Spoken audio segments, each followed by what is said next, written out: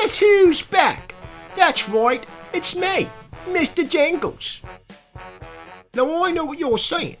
What are you, the most famous man on the planet, arguably the most accomplished man on the planet, who's been on Time Magazine's Man of the Year 4 years in a row, been voted People's Sexiest Man Alive 3 years in a row, used to hanging out with the likes of Barack Obama and LeBron James, doing on a YouTube channel with almost no subscribers? Well, it's like this. I figured the world was saturated with my presence, so I wanted to give it a break. Plus, it's only fair I allow other people to eat. Also, I wanted a challenge of doing something from the ground up. Now, some of you may be saying, Mr. Jingles, I'm googling you right now and I don't find you on the internet anywhere. How can you be one of the most famous men alive and not be on Google's? Well, to that I say, bugger off. I'll explain. I used a portion of my vast fortunes to pay Google to rewrite the Google search engine algorithm to not show anything on me when my name is put into a search.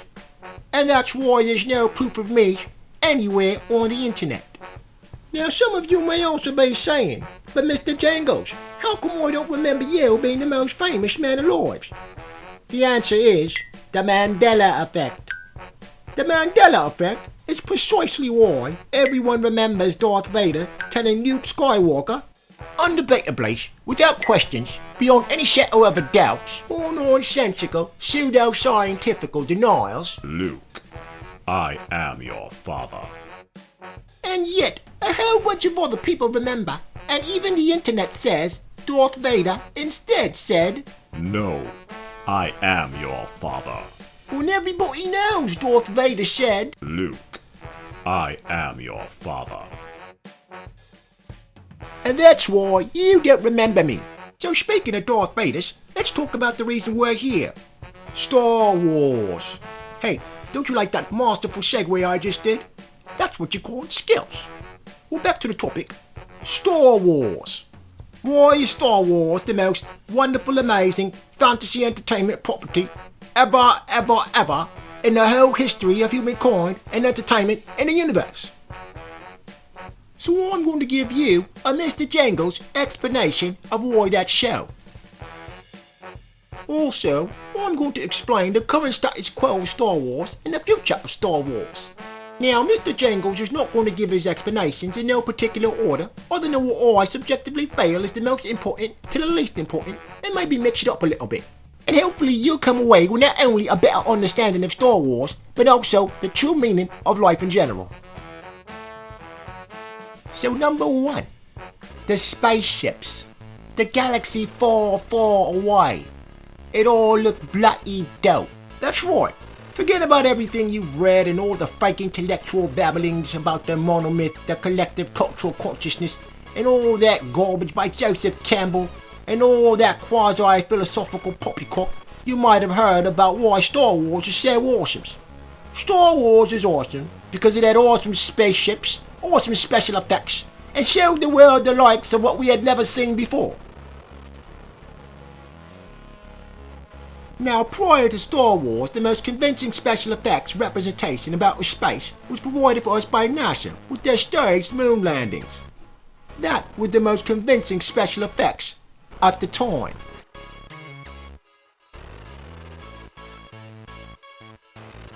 So of course it goes without saying that Star Wars came along and blew that NASA fakery away.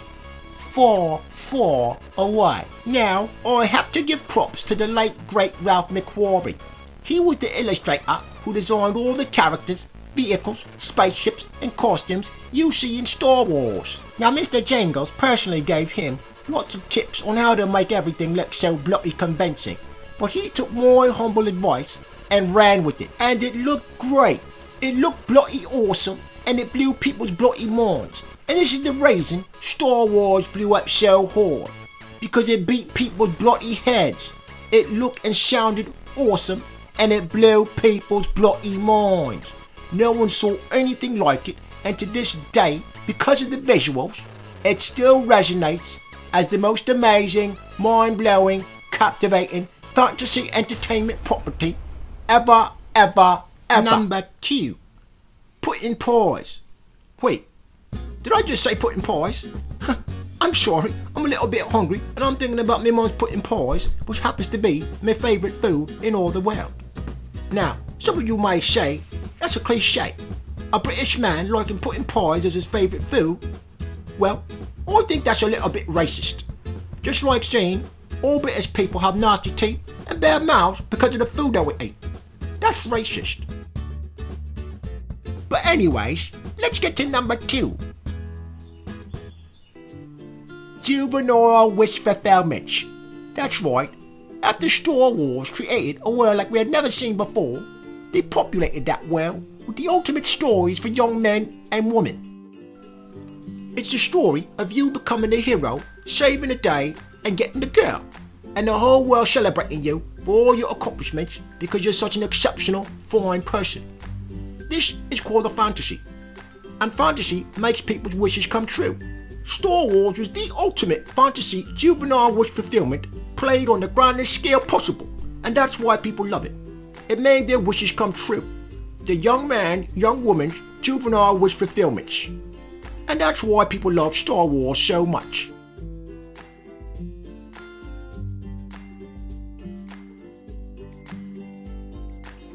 Number 3.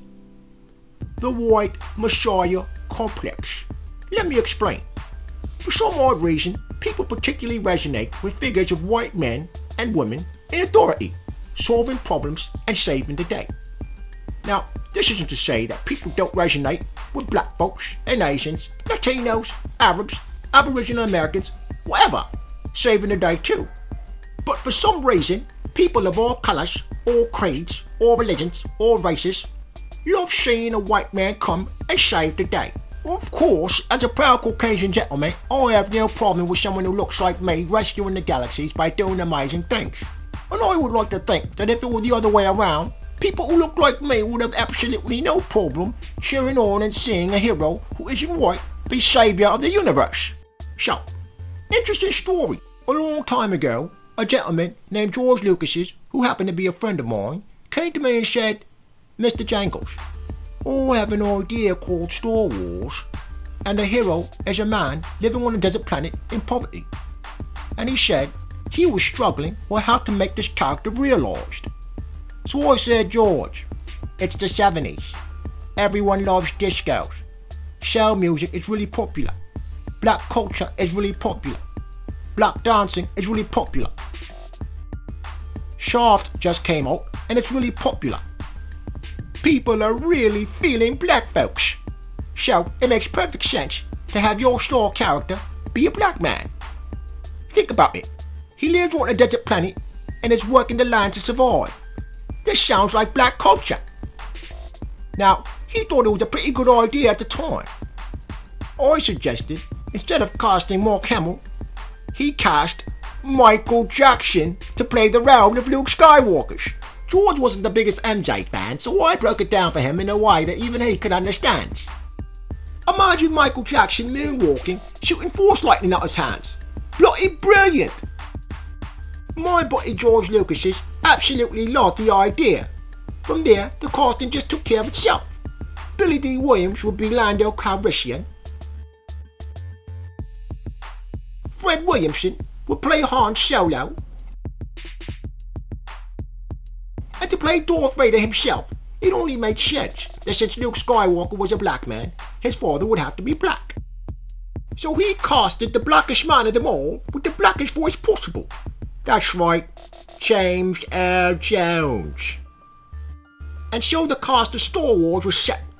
Unfortunately, when he took it to the studio, they thought it was a little bit too black.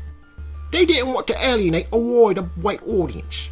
So as not to be racist, the studio decided to split the difference down the middle. They didn't go with the Michael Jackson idea and instead casted an unknown white actor, Mark Hamill, to play the role of Luke Skywalker. Now young Mark Hamill wasn't sure he could pull the role off, so your boy Mr. Jingles stepped to him and personally convinced him to give it a shot. Of course, we all know the rest was history. They kept Billy D. Williams as Lando Calrissian and also decided to keep James Earl Jones in the role of Darth Vader. And there you have it. you still manage to keep a white messiah and make everyone happy who need a white messiah in order to validate their sense of identity and their particular worldview of a white man being the ultimate authority. And you still got your strong dose of blackness.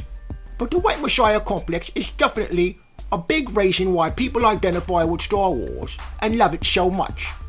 People need their white messiahs. Or at least, for better or worse, people want their white messiahs. And Star Wars is a franchise that was so successful because of its uncanny way to mine people's consciousness and give them exactly what they want.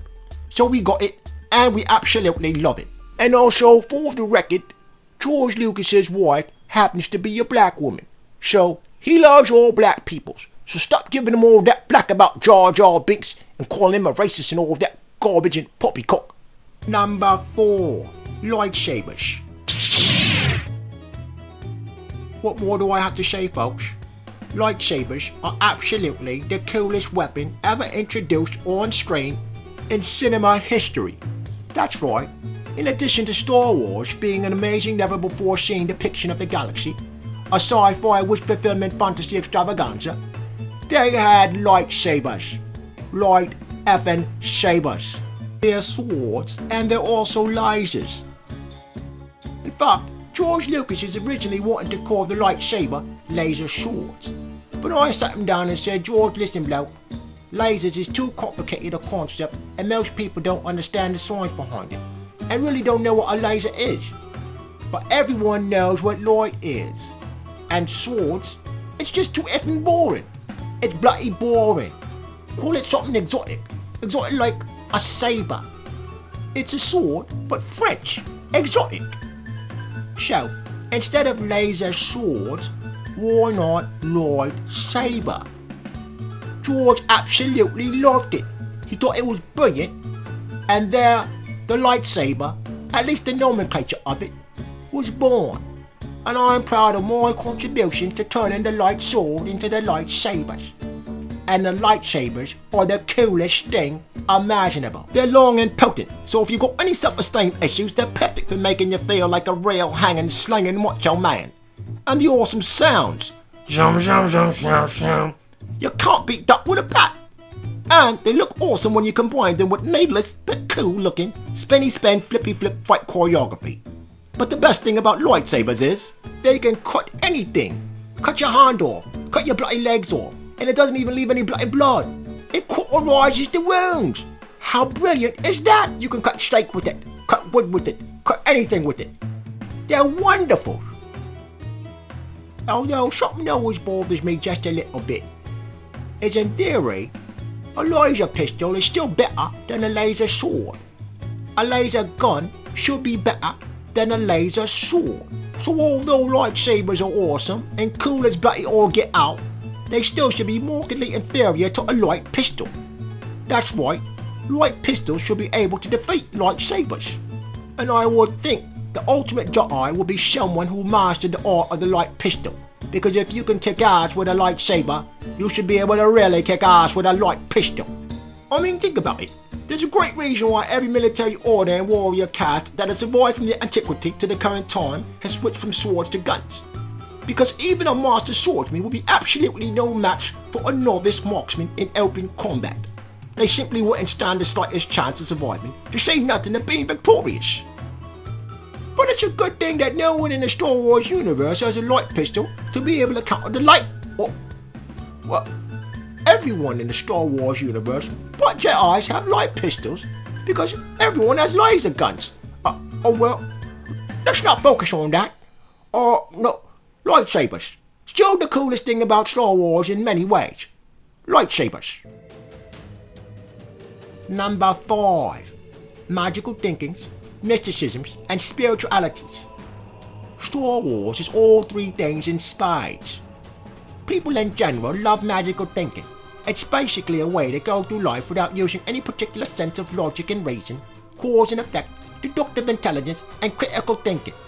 Therefore, you can understand something without putting in the work to truly understand something. So, Star Wars has the ultimate magical thinking trope in the Force. But what is magic? Magic is a phenomenon that exists by following no particular rules besides what the phenomenon's creators as individual or by consensus, deems to work. So what is the Force? The Force is something that, well, it's anything you want it to be.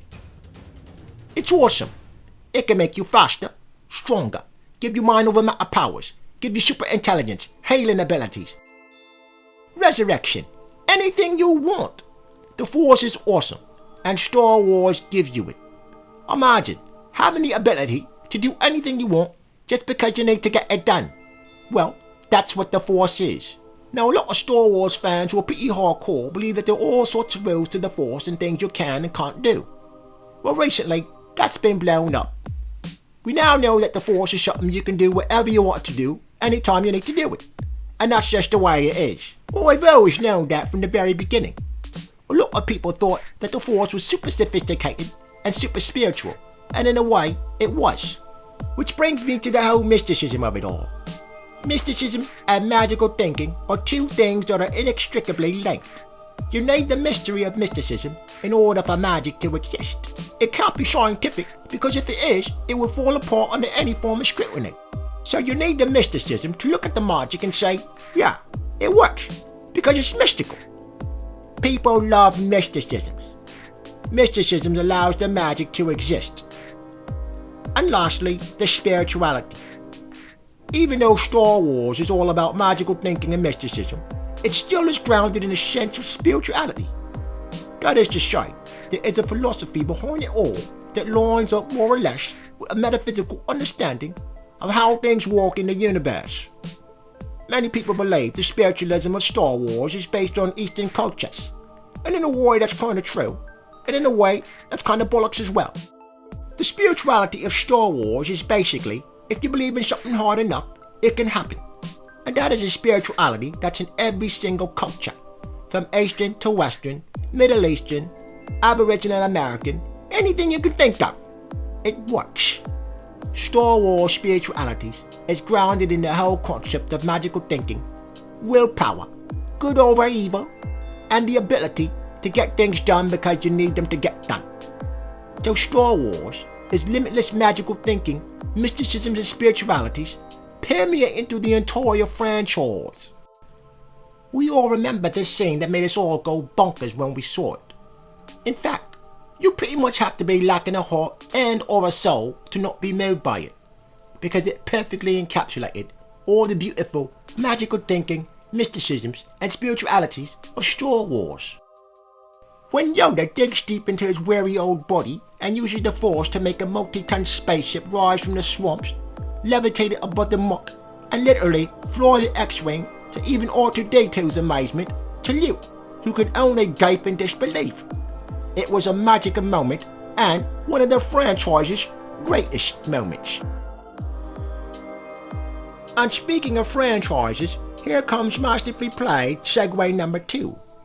The final reason Star Wars is so beloved as a phenomenon is the corporate machine. That's right, Star Wars is one of the first, if not the first, family fantasy entertainment intellectual properties that was franchised into every form of imaginable ancillary product, multi-product, multi-brand licensing deal you can imagine. That's right, Star Wars was the first Hollywood blockbuster entertainment property where toy lines were designed based on the likenesses of the characters, props, vehicles and settings featured in the movie. So this meant that everywhere you went you saw Star Wars. The reality is, it was those bloody awesome commercials and marketing that got our kids acting like crackheads feigning for a fix. There wasn't much choice involved for our very impressionable youth. And in a way, this corporate multi-billion-dollar push gave us a whole new, entirely different meaning to the ominous term, the Force. You get out of bed, Star Wars in your cereal box, Star Wars in your lunchbox, Star Wars in the toy store, Star Wars, Star Wars, Star Wars everywhere. This was a big part of why Star Wars was embedded into the collective consciousness of people everywhere. Now I'm not complaining about it, and some people think it's kind of cynical. The whole notion that people fall in love with something because they're programmed by a big corporation in order to have some brand identification with products, well, it strikes people as very bad. I think it's normal and it's natural. And this is especially true in our very competitive, commerce-driven societies. Don't hate the player, hate the game. Star Wars did nothing wrong. It's free market capitalism at its finest. And we can't deny that this is a major reason why we love Star Wars. No need to demonize the many CEO bigwigs at the top who are just trying to win their particular game of Monopoly. So yes, our corporate paymasters give us the ability to fill the gaping void inside of us where our shelves should go with products. And this gives us a sense of comfort. This allows us to cope with the misery of our lives and go about our day. And that's not necessarily a bad thing at all. And that, my friends, is in summation the Mr. Jingles explanation of why Star Wars is the best thing ever, ever, ever, ever. Now I know I promised to talk about the current present day status quo of Star Wars as a franchise and also what the future may bring. But I'm kind of out of time. I have lots of important things to do. I have a workout session with my buddy, Dwayne Johnson. You may know him as The Rock. That's right. I'm going to give him a few pointers on how he can develop his lean muscle mass, based on my experience as a two-time Mr. Olympian. So I'm really looking forward to that, as Dwayne Johnson is a very close friend of mine. Afterwards, I have a date with a Sports Illustrated swimsuit model. Now I can't give you her name because she's currently seeing someone and I don't want to start any rumours of unfaithfulness and cause any problems for her. But that being said, I do have to go, and I'll touch on those other Star Wars topics in my next video. And please make sure you like, share and subscribe to my channel so you don't miss a single video from your friend Mr. Jingles. And also make sure you visit me on my Facebook page, Instagrams, or JTVs, and talk to me on a cool new social network app called Fit. You can download this new app from the Google Play Store from the link in the description. Now, Mr. Jingles is no broke Willie. Mr. Jingles is a big Willie. But if you wish to support this content with a donation, click the Patreon link and you can bless me with some dosh, yeah? And I'll make sure it finds its way to my favourite charity. And remember, stay jingly!